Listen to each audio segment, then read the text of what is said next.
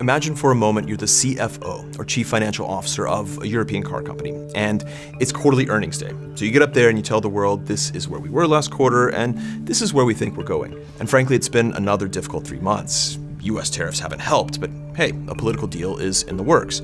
Maybe that'll bring more certainty. And then just a few days later, this happens. Tariffs to go up 10 percentage points. Maybe not.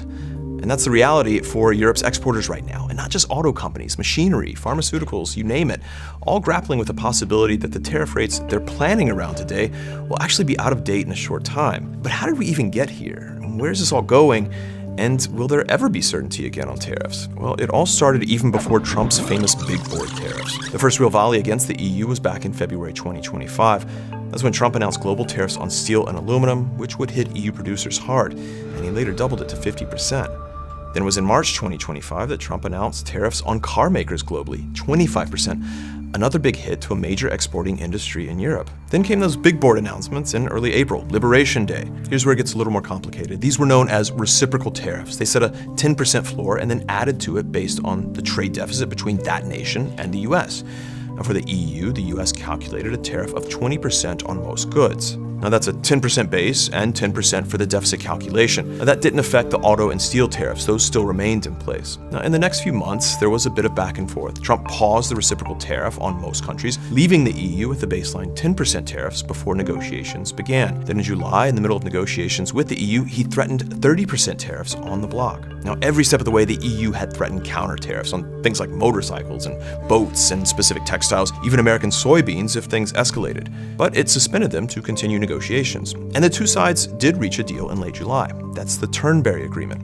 Named after the Scottish golf course where the deal was sealed, it basically allows the US to charge a 15% tariff on most European goods, and it loops in cars, but not steel and aluminum. The EU in return would lower industrial tariffs and some tariffs on US agricultural products to zero. Now, it was not clearly a deal that was balanced. That's Ignacio Garcia Bercero. He's been following the trade dispute with Brussels-based think tank Bruegel. It was not even, I would say, a deal that would have been compatible with international obligations, with the rules of the WTO. And that's what's interesting here. Turnberry was a complete reconfiguration of the two sides' tariff relationship.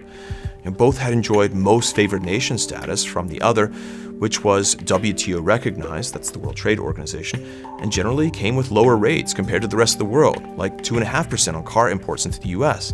The new deal, 15%, gave the US an incredible advantage compared to other trading nations. It's pretty remarkable, and not really where the EU wanted to be. But the EU didn't put the 0% in place right away. For one, the approval process in the EU is lengthy. Lucia Schulten is our Brussels correspondent. I spoke to her in Paris, where she was covering a G7 meeting. This is, in a way, just the way lawmaking, decision-making is made in the European Union. It just takes quite a lot of time. But the new year also brought new challenges. Trump threatened new tariffs over Greenland. Nothing came of it, but the ordeal did leave a lot of anger on the side of the EU. Then in February, the US Supreme Court overturned Trump's Liberation Day tariffs. Now, the Trump administration quickly tacked back by replacing it with a 10% tariff under a different statute, the best it could do on short notice.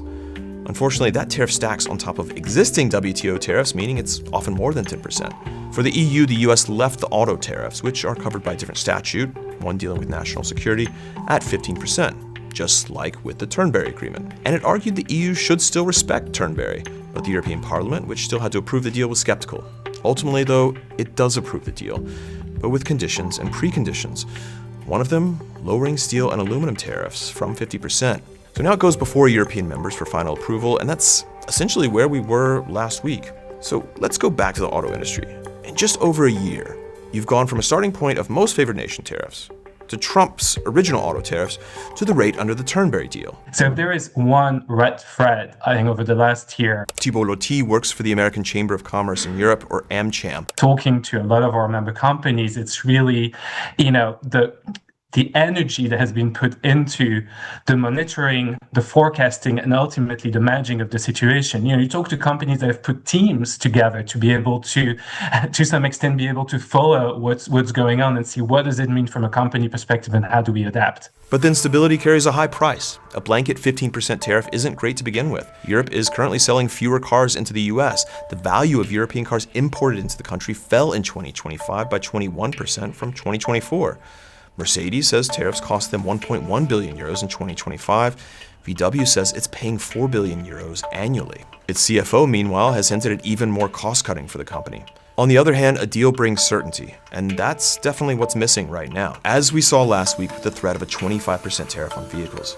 Now, for its part, the EU has decided it needs to speed up the Turnberry agreement. Šefčovič, the trade commissioner, again, met yesterday with the trade representatives of the US, and he said that they want to see the main parts of this agreement be put into practice by its first anniversary, which will be in July. So I think there's a real sense of urgency in the European Union that this has, to be pushed over the table soon. But the question remains, will that help? Would signing a deal really preclude new tariff threats? I think the only thing that is predictable is total unpredictability.